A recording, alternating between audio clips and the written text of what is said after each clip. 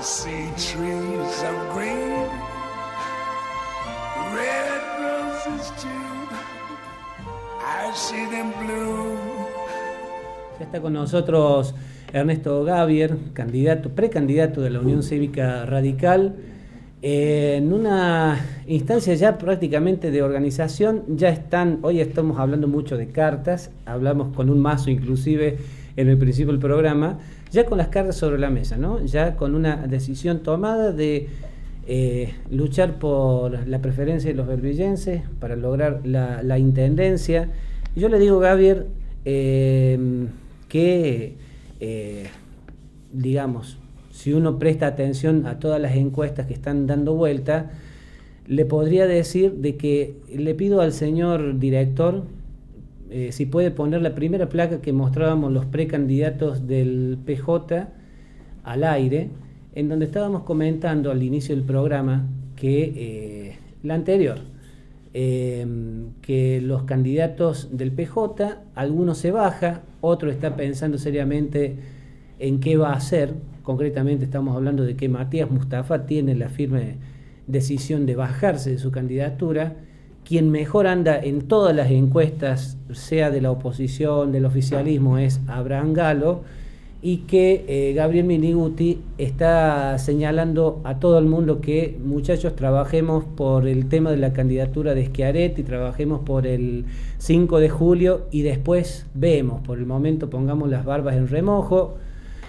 Si hace falta, yo también me bajo, señala Miniguti. Y yo le quiero decir al respecto, Gavier, de que como periodista advierto de que esto sucede después del anuncio de su candidatura. Es decir, le puedo afirmar tranquilamente y después no me van a venir a decir nadie, porque no tengo ningún interés sobre nada ni sobre nadie, que uno está trabajando o operando para determinado sector. No, es un hecho objetivo de que algunas movilizaciones, algunas candidaturas, algunos debates como el que está teniendo el mismo radicalismo, que uno podría decir y es negativo, no sirve, no contribuye, en realidad pone en la escena política de Belleville la recomposición, la posibilidad de que el radicalismo vuelva a ser gobierno en la municipalidad de Belleville, y esto gracias a que a partir de enero y de su propia manifestación de ser candidato se generan este tipo de hechos. Por ejemplo, mira, Pancho, como me dijo uno, frente a lo que está sucediendo en el radicalismo y frente a que el Abraham es imbatible desde el punto de vista de nuestra interna, lo que nosotros vamos a hacer es irnos al mazo. Eso está sucediendo, fíjese. O que unas cosas que a veces quizás no se puede esperar, o sí, no sé si usted la esperaba o no, pero es lo que se está dando. Bueno, en primer lugar espero que no sea una sobreestimación suya, ¿no? Sino que ojalá que sea un dato de la realidad. Yo estoy más preocupado y más ocupado en el trabajo, como se ha podido ver recién a los técnicos de mi equipo exponiendo, y también a los que no están aquí, que son los militantes, que también le ponen tanta pasión y tanta profesionalidad como ellos a esta tarea de intentar ganar las elecciones para volver a gobernar Belleville, para reparar Belleville. Así que yo estoy ocupado en eso, sinceramente. Uh-huh. Y espero que se concrete, que no sea una sobreestimación. Uh-huh. Y bueno. Ahora, ¿no se advierte en la calle como un enojo generalizado de la sociedad? Y uno podría decir hasta injustificado, porque evidentemente Nelson y Perico no tiene la culpa de que el río haya crecido como creció, no tiene la culpa Unión por Córdoba de que se haya mandado tanta agua desde las sierras de Córdoba, no tiene la culpa Unión por Córdoba tampoco que el régimen de lluvias haya cambiado y nos inunde, si no es por el lado del río, es por el lado de la Ruta 3. Uno no puede echar la culpa, pero aún así la gente es como que está en este momento visualizando una necesidad de cambio, y eso también está en las encuestas.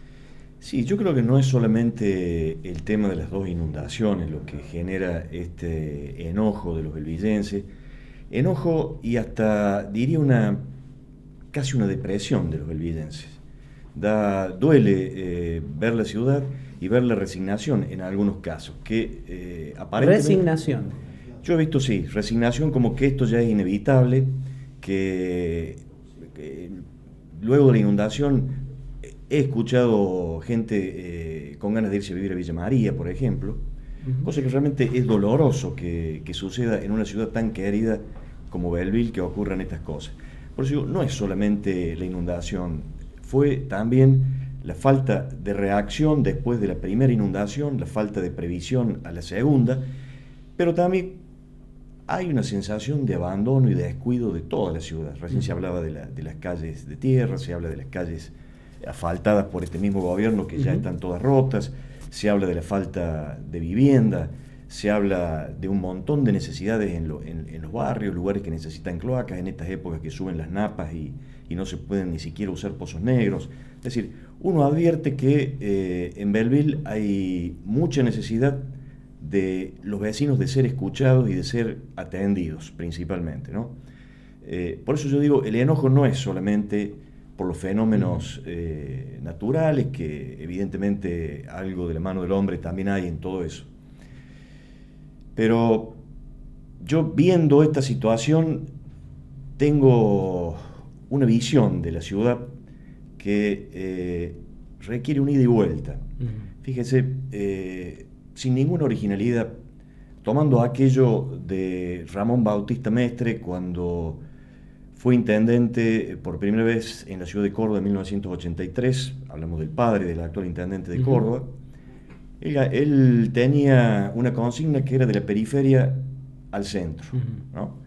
Yo por eso digo, sin ninguna originalidad, yo advierto luego de recorrer toda la ciudad las grandes necesidades, las grandes carencias que hay en los barrios, y veo una sociedad, una ciudad de Belleville desarticulada, una sociedad desintegrada.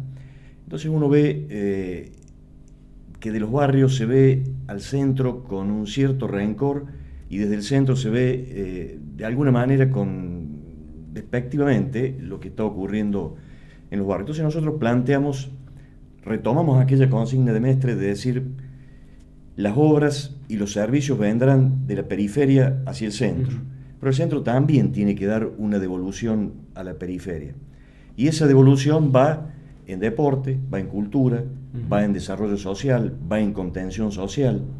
De esta manera pretendemos que Belleville tenga una integración social que potencie esta sociedad, que nos haga vivir en paz, que nos devuelva el orgullo de ser belvillenses, que nos haga sentir bien, que nos dé gana que cuando nos vamos volver a Belleville. Y como dije alguna vez, cuando nos pregunten en cualquier lugar del mundo donde estemos de dónde somos, que al contestar se nos hinche el pecho de orgullo decir que somos de Belleville, y terminar con esta resignación o con esta situación de descreimiento y casi depresiva que tienen los vecinos de Belleville. Javier, esto no va a ser una consulta muy original, pero es obligada porque sucede que la gente en su comportamiento electoral no es igual. Por ejemplo, acá en Belleville ha pasado de que ha ganado Hipérico, pero también ha ganado Cristina Fernández de Kirchner, y digamos, después en otra elección el PRO salió segundo. Es decir, el comportamiento de los belvillenses a la hora de votar, y en otras ciudades también, no siempre es igual, ¿no? Y por lo tanto puede darse un escenario donde el radicalismo pueda volver a ser gobierno municipal y, sin embargo, mantener el signo de Unión por Córdoba, el gobierno de la provincia, o el peronismo o el kirchnerismo a nivel nacional. ¿Belleville tiene recursos propios como para poder enfrentar el hecho de que se golpeen puertas a nivel provincial o nacional y, sin embargo, no conseguir recursos porque es de distinto signo político? Bueno, Belleville tiene recursos propios. Una administración honesta y eficiente es posible. Y creo que honestidad y eficiencia van de la mano. Yo creo que si se hace una obra al costo real de la obra, el presupuesto tiene que alcanzar para hacer una buena gestión, para atender los requerimientos y las necesidades de los vecinos. Yo creo que en Belleville tenemos recursos. Pero también tenemos los recursos de la provincia, que necesariamente y legalmente tiene que enviar a la ciudad de Belleville, y de la nación. Lo que pasa es que es una cuestión de gestión. Nosotros vemos una gran ausencia de gestión en estos últimos años, particularmente yo diría en los últimos 8 años de gobierno de Unión por Córdoba.